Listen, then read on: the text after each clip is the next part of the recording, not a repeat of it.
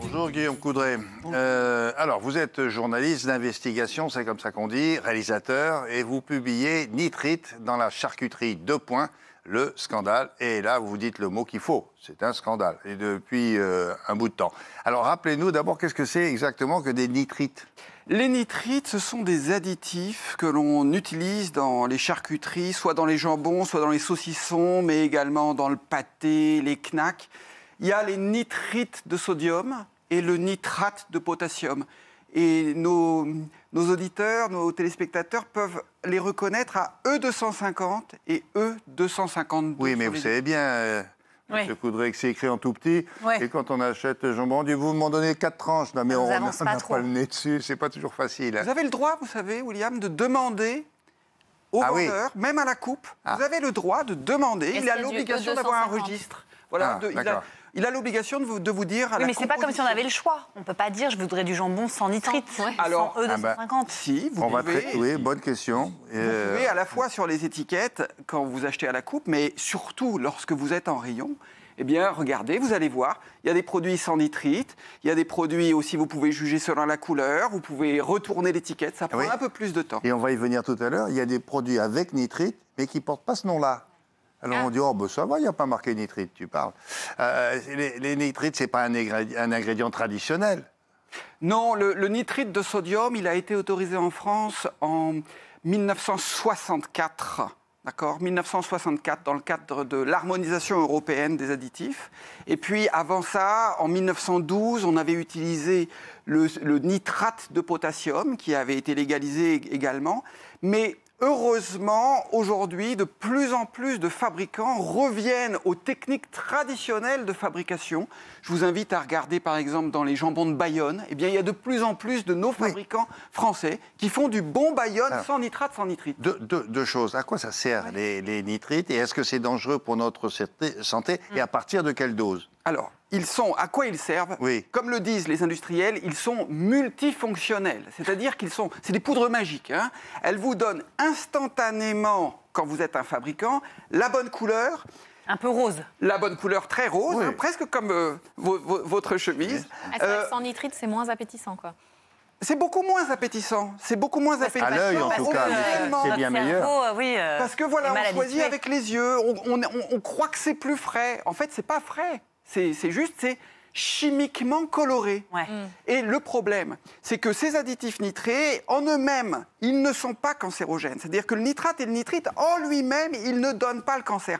Par contre, quand il réagit et qu'il donne cette jolie couleur, le nitrate et le nitrite réagissent avec la matière carnée qui est dans la viande et donnent naissance à ce qu'on appelle des composés nitrosés, ce que je raconte dans le livre.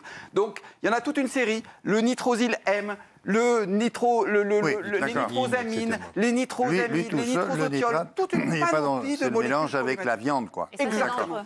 C'est non seulement dangereux, mais c'est cancérogène, mutagénique, génotoxique. Donc et ça entraîne une pléthore en fait de pathologies. D'une part, le plus connu, le plus identifié, c'est le cancer du côlon et du rectum, ce qu'on appelle le cancer colorectal. On est au mois de mars, c'est le mois du cancer colorectal. Hein.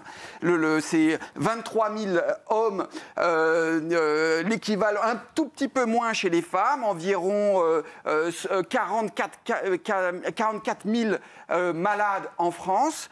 Les industriels de la charcuterie ont reconnu que les nitrates et les nitrites dans les charcuteries étaient directement responsables d'une grande partie des cancers liés aux charcuteries.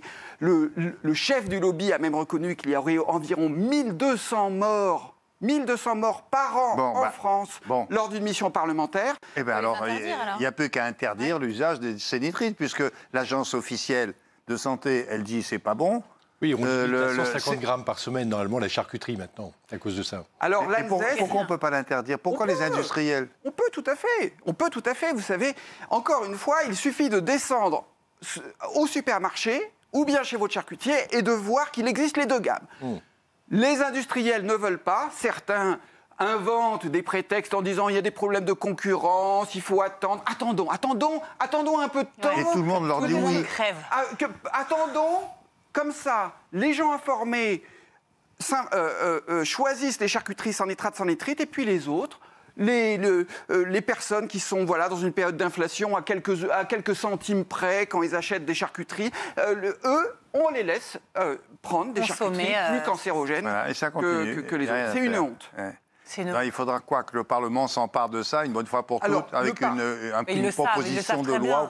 C'est une législation européenne, c'est ça? Même l'Europe aussi, en fait, il n'y a pas de... il bloque. Théoriquement, il y a simplement le ministre de l'Agriculture, Marc Fesneau, qui a plus, parmi ses conseillers, tendance à écouter les avis du lobby de la charcuterie plutôt que les consommateurs. Et le problème, parce que vous parlez, William, du Parlement, mais en fait, le Parlement s'en est déjà saisi. Richard Ramos, député MoDem, a fait une mission parlementaire de 2 ans sur la question, qui a donné un rapport, qui a donné une loi. Loïc Prudhomme, un autre député, a déposé une autre loi. Les écolos, la semaine dernière, viennent de présenter un nouveau projet de loi qui sera présenté en avril. Il y a une multitude d'initiatives parlementaires, mais le gouvernement bloque et, comme vous le disiez, botte en touche en disant « Ah, c'est la responsabilité des décideurs européens », ce qui fait que, 450 millions d'Européens. Alors pour l'instant, à s'intoxiquer. les lobbies dont vous parlez largement dans votre livre, ils ont gagné pour l'instant. Et oui. Oui, ils ont la main haute, comme sur des problématiques de pesticides, comme sur des problématiques de plastique. Alors, si vous voulez en savoir plus, qui mènent la danse. Ce que vous trouvez chez votre charcutier, avec quels sont les produits, les saucissons, les jambons, il y a beaucoup d'autres choses.